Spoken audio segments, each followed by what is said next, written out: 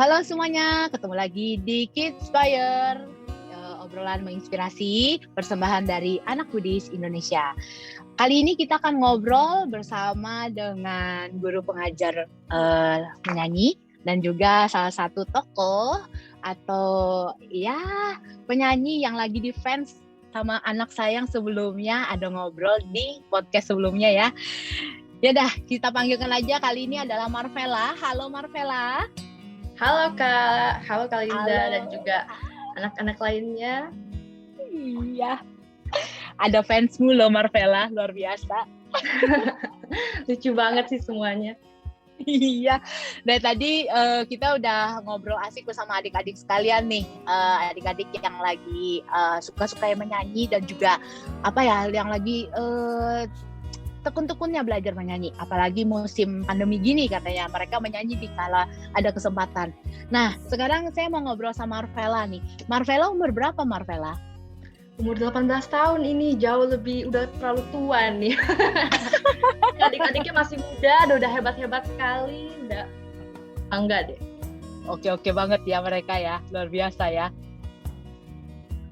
Oke, nah kali ini kakak mau dengerin dari Marvella nih, boleh dong diceritain dari kapan suka menyanyi dan siapa sih yang memperkenalkan menyanyi ini ke Marvella? Aku sebenarnya nggak jauh beda loh sama kalian semua. Aku mulai nyanyi itu dulu sekitar umur 3 tahun juga sama kalian. Mama sebenarnya yang melihat, kamu kayaknya hebat nyanyi nih. Karena suatu hari itu pas kita lagi di mall, ada panggung kan, kita lagi jalan-jalan aja. Terus kata mama, aku kan nggak inget ya. Terus kata mama, aku katanya tiba-tiba lari-lari ke panggung gitu. Padahal ada lagi penyanyi yang lagi nyanyi gitu kan. Terus lari naik ke panggung, terus digendong sama penyanyinya, itu Lydia Lau. Mungkin kalian tahu. Terus nyanyi bareng itu pada saat umur 2-3 tahun gitu. Dan dari saat itu mama melihat kamu ada kayaknya ada semangatnya, ada interest ke sana juga. Jadi mama kasih nih les vokal, terus kesempatan untuk latihan di rumah ataupun itu lomba. Nah dari saat itu awalnya aku selalu mulai dari Buddhis dulu karena aku selalu ke wihara sekolah minggu dari kecil, dan dari perform di wihara jadinya perform ke lomba-lomba dan juga sampai bisa mendapat pengalaman untuk di recording studio dan lain-lainnya. Wow, luar biasa ceritanya ya. Ternyata nyebut sepanggung orang ya. Iya, nggak inget sih aku, tapi katanya seperti itu. Luar biasa. Kalau Marvella domisilinya sekarang di mana Marvella? Aku di Jakarta, lahir di Jakarta dan tinggal di Jakarta. Tapi aku sebentar lagi kan aku udah mau kuliah nih. Nah semoga bisa dapat beasiswa di luar negeri. Aku udah apply ke Amerika dan Kanada juga. Dan di sana aku ngelihat ternyata banyak sekali juga komunitas Buddhisnya. Jadi aku senang banget bisa ke sana juga dan bisa kumpul-kumpul dan siapa tahu bisa perform sama komunitas Buddhis di sana juga. Wah, sadu. Semoga sukses, semoga lancar. Baik. Nah, di sini saya terima banyak sekali nih list daftar dan prestasi-prestasi sama apa aja sih karya yang udah Marvella buat ya sekarang. Nah, kakak mau tanya, karya dari Marvella yang paling berkesan, yang Marvella paling suka sampai sekarang itu apa nih? Karya atau pengalaman nih, Kak? Oke, karya atau pengalaman deh, yang paling berkesan deh, yang paling membekas. Harus aku bilang pertama kali itu yang pas aku buat official music video pertama kali, itu pengalamannya sebenarnya tercombine, jadi kombinasi, karena itu aku sangat beruntung bisa memenangkan lomba nyanyi Buddhis, yaitu si Padama Samaja, yang aku juga mau kalian semua untuk coba nanti saat umur lebih pas sudah ada kategori umurnya. Aku menangkan lomba itu dan hadiahnya adalah recording untuk official music video, dan itu adalah lagu Tak Akan Berpaling. Nah dari situ tuh itu pertama kalinya aku juga pernah bisa diajarin oleh produser musik, oleh trainernya, untuk vocal trainernya juga dari Namaste Musik Indonesia itu. Jadi pastinya banyak belajar, banyak hal yang baru, jadi itu pasti terkenang banget pas kita syuting di sananya, terus sampai dirilis musiknya dan sampai sekarang ternyata Mas tadi Arin pun bisa tahu juga, tuh aku seneng banget bisa, itu sangat berkenang. Oke, jadi itu pengalaman yang nggak bisa dilupakan nih ya, Karena pertama kali. Dan bikin selalu semangat ya itu ya pasti ya. pasti dong. Oke, mantap. Nah, Marvella, boleh dong di-share pengalaman waktu pertama kali ikut lomba atau tampil gitu. Kan kebanyakan adik-adik atau kita ya, pasti gugup nih. Tapi gimana dari Marvella mengatasinya nih kalau Marvella? Oke, ini pertanyaan sangat penting sekali ya, walaupun umum, tapi kan penting untuk kita semua tahu. Gugup itu menurut aku bukan sesuatu hal yang negatif, tetapi suatu hal yang aku gunakan sebagai motivasi. Aku gugup selalu sampai sekarang pun hanya di belakang panggung. Setelah satu langkah di panggung, betul melihat ada penonton, ada juri, atau siapapun itu, atau mungkin umat-umat di wihara, dimanapun itu juga langsung rasa gugupnya hilang. Dan itu yang aku rasa bisa membantu kalian. Apa yang bikin rasa gugup itu hilang? Ada banyak hal. Satunya, aku percaya dengan persiapan aku. Kalian pastinya semua juga harus siap saat sebelum perform, sebelum tampil. Kalian harus pasti udah banyak latihan. Tuh aku nggak ragu deh, kalian udah hebat-hebat semua. Latihan dulu, harus semuanya sudah bisa dibilang katanya di luar kepala.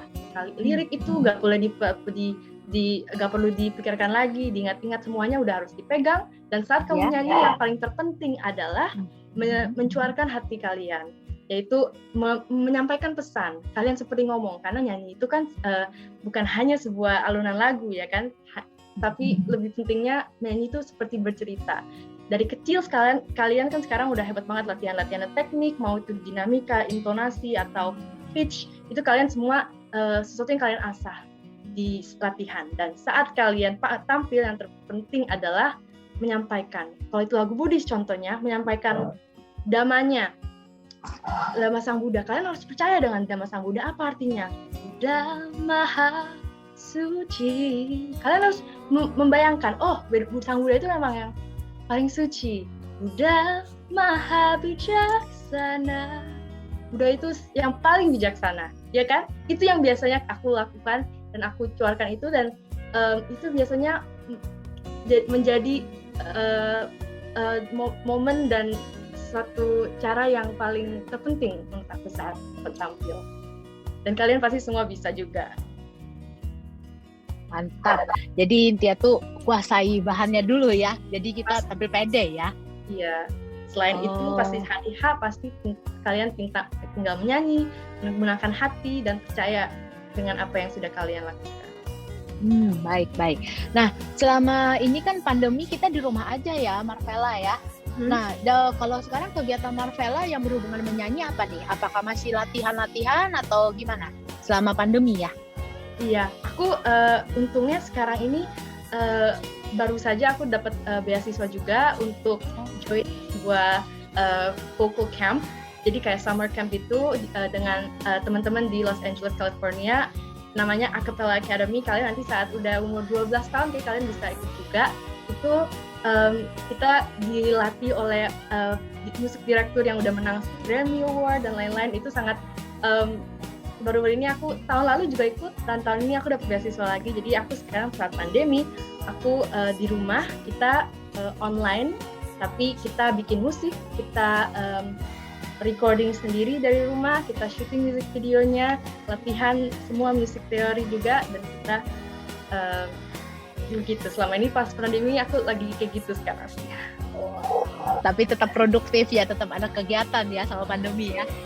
Oke, asal ada internetnya ya. Iya, sekarang internet semuanya.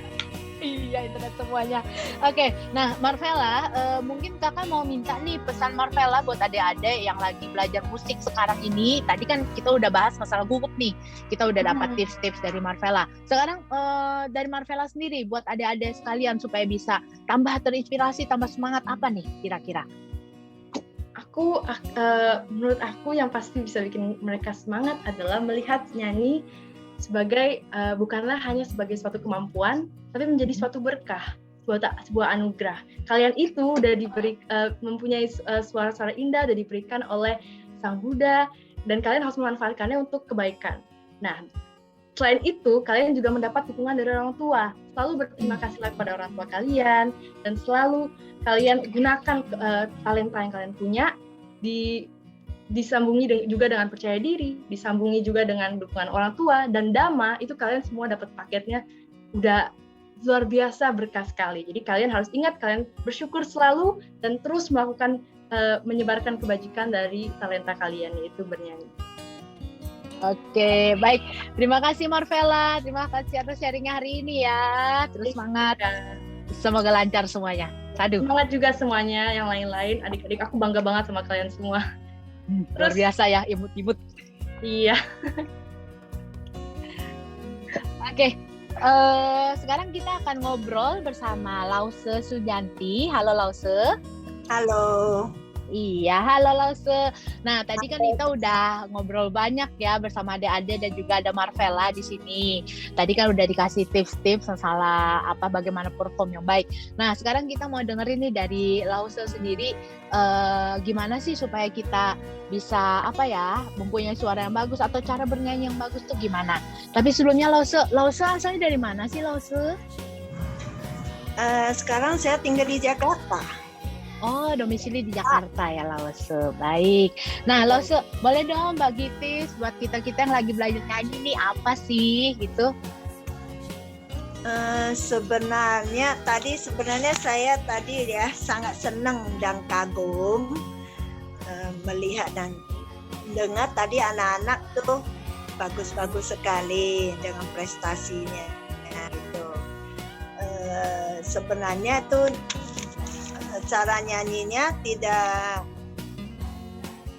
gimana ya? Sebenarnya yang pertama kita kalau nyanyi atur napas aja yang paling penting itu. Kalau saya sih banyak kan ngajarin kur. Di Minara saya kan ngajarin kur anak-anak kur gitu. Jadi yang pertama harus atur nafas dulu. Atur nafas dan suara, diatur suaranya, kedengarannya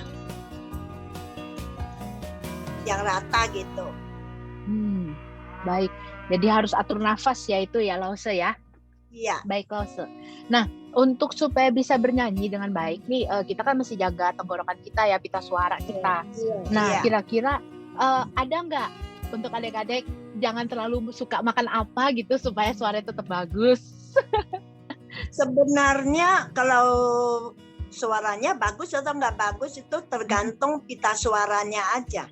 Kalau bagus ya udah bagus. Cuman kita harus menjaga supaya kan kadang-kadang ada kriak dikit ya. Ya. Itu ya. Jangan makan yang manis-manis aja. Manis-manis itu bisa menimbulkan kita punya tenggorokan itu ada kriak itu sedikit gitu membuat kita gatel, kadang-kadang menjadi suaranya kurang bagus gitu. Oh iya manis-manis. Kalau gorengan gimana nih Lause? Gorengan sebenarnya sih gorengan sama pedas-pedas sebenarnya sih nggak berapa pengaruh ya. Menurut pengalaman saya gitu. Tergantung orang-orang itu aja. Ada yang nggak sanggup gitu pedas, gatel, nggak bisa gitu. Ada yang gorengan mungkin minyaknya membuat tenggorokannya kurang itu ya. Tapi tergantung orang masing-masing gitulah. Baik Lause. Jadi manis-manis ternyata juga mempengaruhi ya? Iya, kalau manis-manis itu paling mempengaruhi tenggorokan kita. Gitu Lause. Oke, nah Lause kita mau dong lagi dikasih ilmu misalnya kalau misalnya perform gitu menyanyi kita tampil di panggung gitu apa sih tips-tipsnya Lause buat kita adik-adik yang masih belajar ini Lause? Pertama jangan gugup aja gitu ya.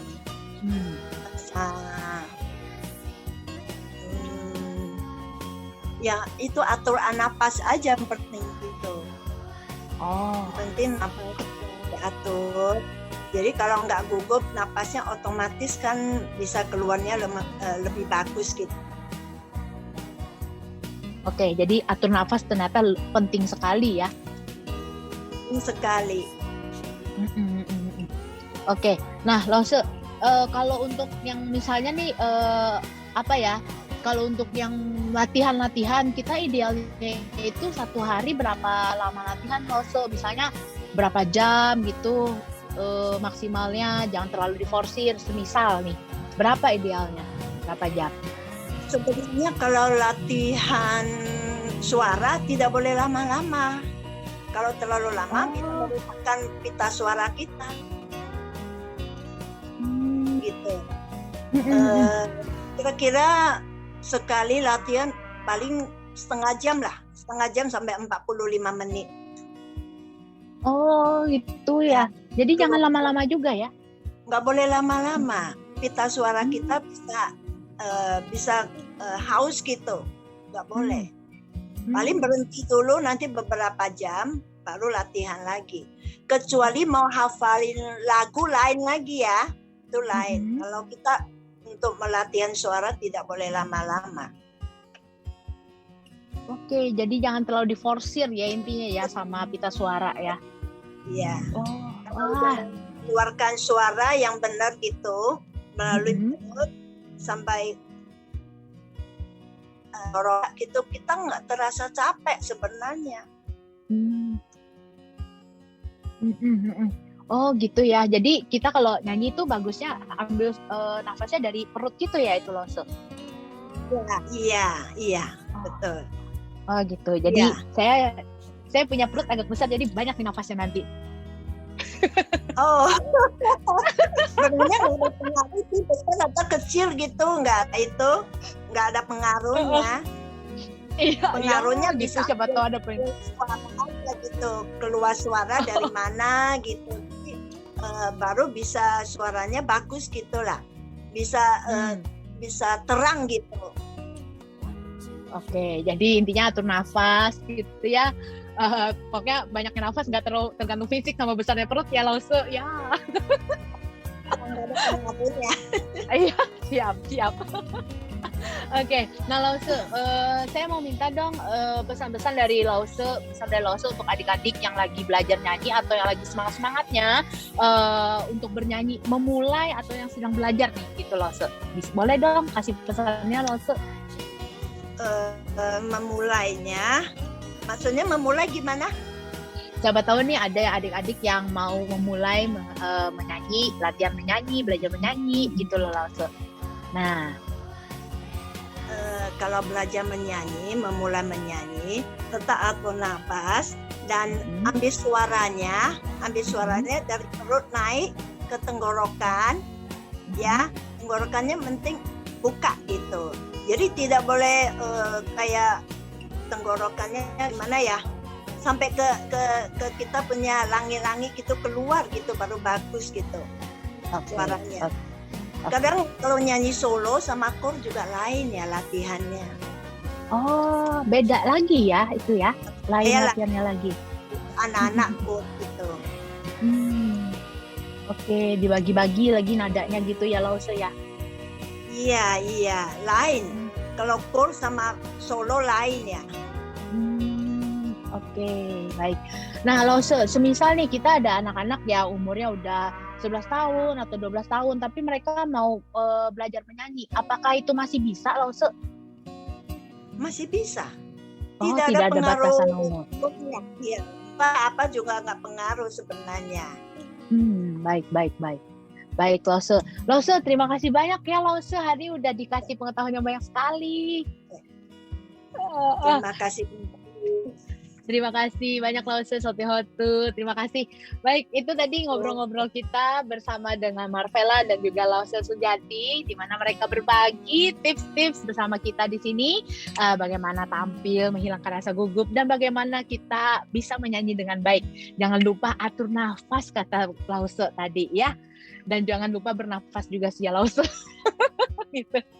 Baik, terima kasih. Semoga obrolan hari ini bisa menginspirasi adik-adik sekalian dan sampai jumpa di obrolan yang lain. Dia hanya di Kidspire, obrolan menginspirasi persembahan dari Anak Buddhis Indonesia. Dah.